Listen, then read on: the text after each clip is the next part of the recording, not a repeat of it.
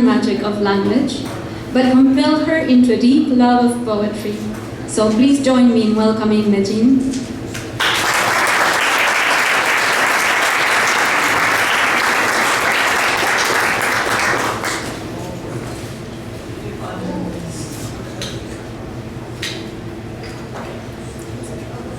Hello everyone.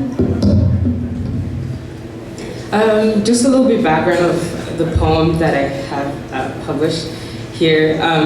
I was born and raised in Haiti, and so my first language was French, because that's what we learn in school. But everyone, when you talk to everyone spoke Creole. So that's my root. and then I moved to Canada.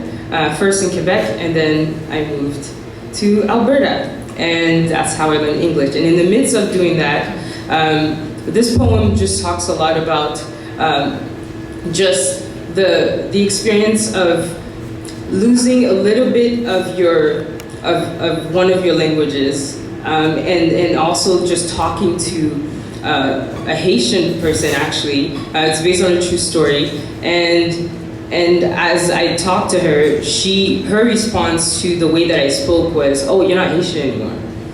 And so that triggered, well, I remember just taking that memory in my back pocket and just being like, okay, whatever. But when it came time to me wanting to find a way to respond to something that I wish I could at the time, but I didn't, it just gave birth to this piece. So it's called Voice. She told me, "Ou pas ici encore? You're not Haitian anymore." I asked her, "Pour qui ça? Why?" She answered, "Eh bien, ou perdi tout créole ou pas kon misère. You lost all your Creole. You don't know struggle." Then she proceeded to tell me how my voice sounded like a snob. Apparently, ma voix est très bourgeoise et c'est grave pour elle. Apparently, my voice sounds a little bougie now. Can you hear the wealth in my accent? Can you audit it? Can you trace the lineage of my past French slave owners? Can you measure the scale of this past transaction? Does this history scare you? Does its richness intimidate you? What makes you think that my past travels somehow sucked out the history from my marrow? What makes you assume that my black skin will one day lessen in richness? Who gives you the authority to declare who I'm not? You don't know me. That is what I wanted to tell her. I wanted to show her how her response exposed the shackles of her ignorance. I wanted to give her a mirror so that she could see how she sees herself, a Haitian woman, only reflecting struggle. I wanted to tell her that the lens in which she framed her mind was much too small to contain her worth, that she was a treasure. But how do you do that in Creole? In fables and proses stitched in the very fabric of a language. With words I managed to remember, I proceeded to tell her this. Est-ce qu'on connaît qui ça mon Creole avait dit?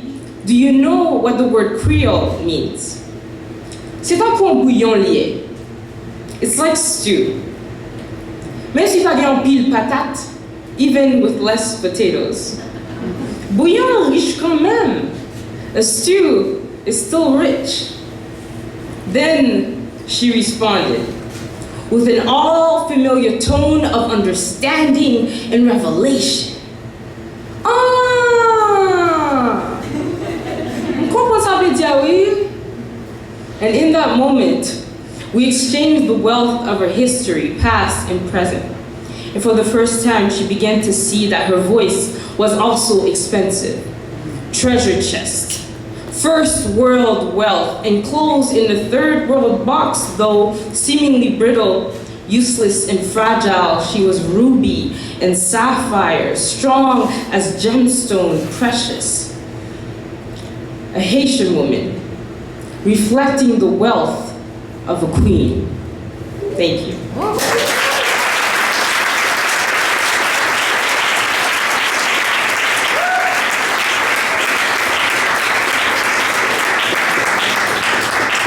Thank you, Messi Medgine, for that thrilling performance. Up next,